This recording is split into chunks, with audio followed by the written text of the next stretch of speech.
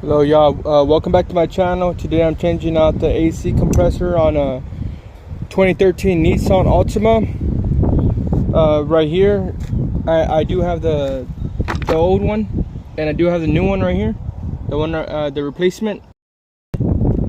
So here's the old one, here's the new one. When you're unscrewing this from the Nissan Altima, it is important, okay? I know they say, oh, unscrew the bottom first, or it doesn't matter which one you unscrew. But it's important you unscrew the top first. These bottom ones are, it's all going to be with the 12mm, right? And it's best to unscrew these top ones first because they're harder to reach. And these two bottom ones are going to keep it secured to the engine block. So unscrew these two first, loosen them, because if you unscrew these bottom ones first and then try to unloosen these, this can happen to you. This one dented on me. Good thing when I got this one, I got the replacement bolts. Okay, but so you won't run into that problem or that mistake, unscrew the top ones first and then the bottom.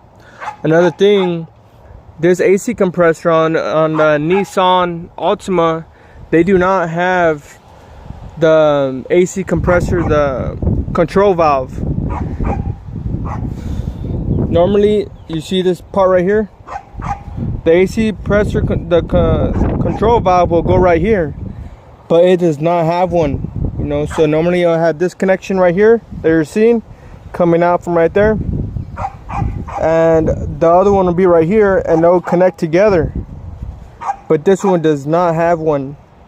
So these cars, the Nissan Altimas, they do not have the AC compressor control valve. They do have the AC compressor control, the switch, but not the valve that I'm seeing here. All right, so just an update, just to help y'all out, you know. Put this thing back in. I'm gonna go ahead and put it back in from the side right here. Already removed it all. You have to unscrew the belt, right? Loosen it up with T45, the star, and the tire is removed. It's easier to have access here. And you need the T45 to loosen it up, the belt right there. And then you need to unloosen these clamps. This right here, unloosen it from these clamps, so you're able to put the AC compressor back into this little tight area. It's barely gonna fit. So I just want to share that with you. You know, it's gonna be back in right there. You're gonna unscrew these, and it's a 12mm once again, right there and right here. And I used an extension.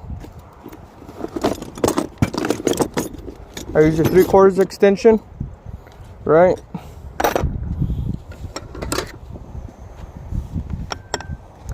With the wrench, and then I used the extension from the toolbox itself.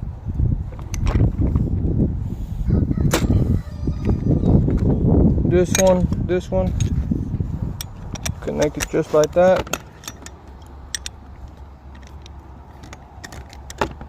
Just like that. That's the way I connect it. Power Torque or Riley Auto Parts. That's my choice where I go. But it's a good brand, this Power Torque. And so this is my whole setup right here that I'll have with 12mm socket or a 10. And it reaches in here just fine, where I'm able to have access and unscrew these bolts. So I'm gonna do the same thing, put it in, tighten the bottom ones first, and then go ahead and tighten up the tops, and then I'll put back on these AC valves onto the AC compressor and put some new Freon and get it started up, and it should be just fine. I'm using the 12mm, right? I had a longer one, but right now I'm using the short one. So you have to tighten this up with this ratchet, or if you have the one that turns back and forward, you know, it'll be a lot more easier for you.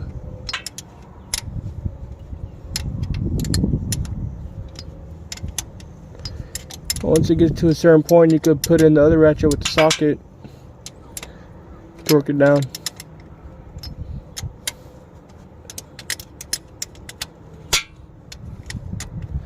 So I put it in already in through here on this side. It's a tight fit. Feels like it ain't gonna go through, but you gotta wiggle it around and work its way in there.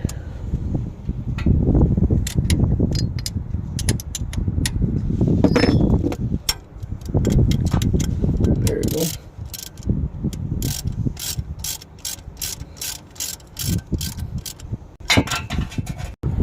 So, thank you for watching my video and enjoy the rest of your day.